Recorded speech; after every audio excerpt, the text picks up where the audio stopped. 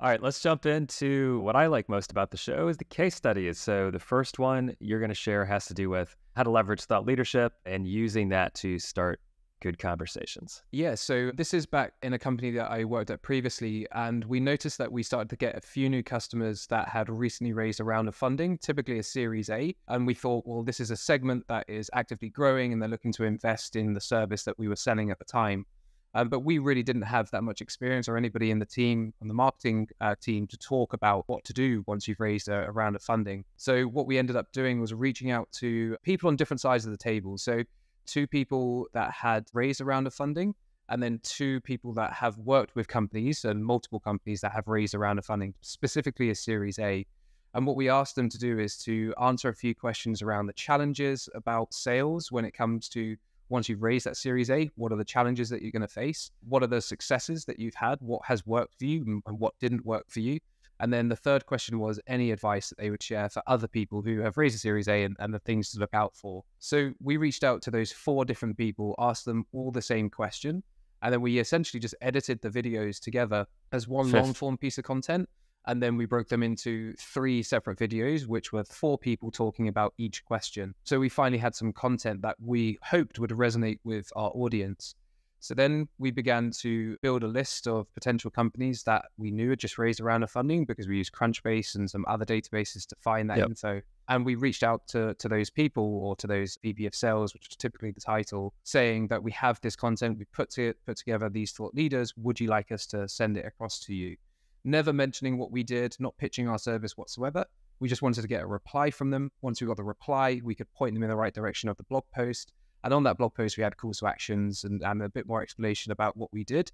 And then, of course, in the follow-up, once they had said, yes, they'd like it, we followed up to ask them if they have checked it out, if they have any questions, does any of it resonate with them? And that's really how we started a lot more conversations than what we were getting with just our normal outbound approach where we were potentially pretty much pitching our service. Yeah, that's nice. So here's what I'm curious about, because I've done this for my business where, you try to capture content. I've asked for quotes. I've done interviews. I used to write blog posts for LinkedIn back in the day, and I would always kind of say, hey, I'm writing a new piece. I'd love to interview you.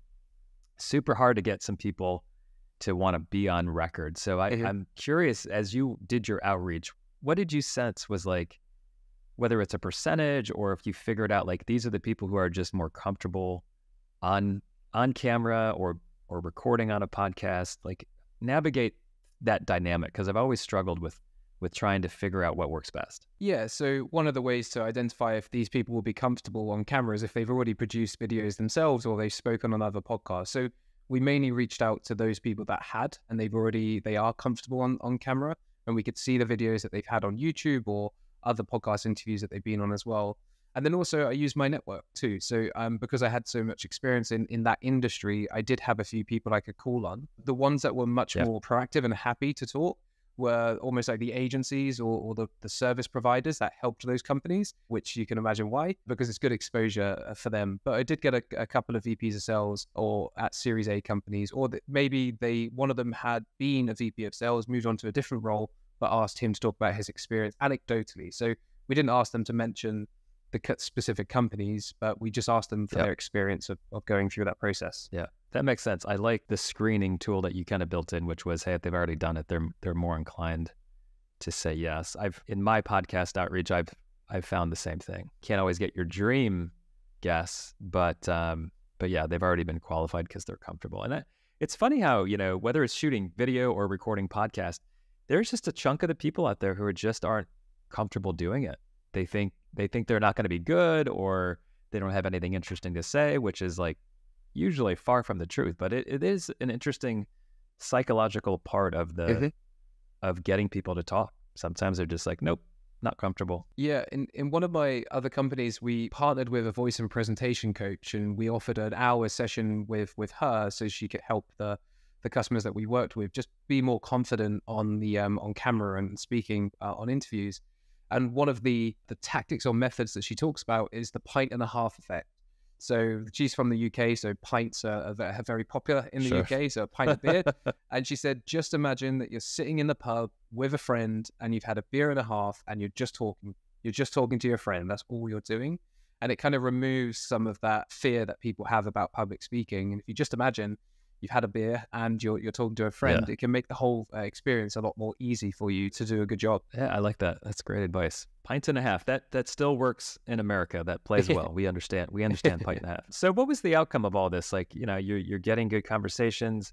Are you seeing increased engagement and conversion rates as opposed to when you didn't do this type of an approach? Yeah, we certainly did. We actually had a lot of people saying thank you and what do you do? So they were just curious as to why we were making the effort to send this content across. Not thousands of people, but we as an agency at the time didn't need hundreds of new customers every month. So we had a lot of people that were interested in finding out more, really the reason why we were producing this content in the first place. And that led to a number of discovery calls and then a number of customers signing up and working with us. Yeah.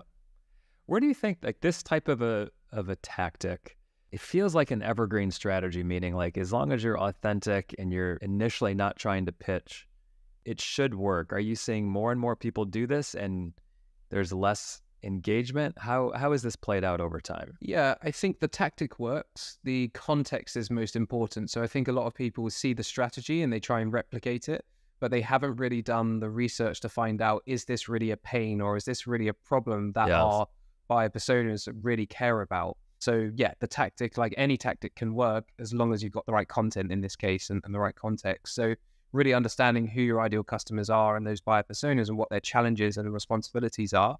You can easily look at a job description of 10 different job descriptions of your buyer persona, see what the commonalities are between all of those job descriptions to see what those objectives and responsibilities are, and then just start ticking off those bullet points. And that's where you can create content. No SEO research or keyword analysis. Just look for the pains and the challenges that they have. Yep. Love the pain. I really feel like if you're not leading with pain, it's an uphill battle. You either have to have a great relationship with someone to get their attention, or it's super tough. So I like the pain.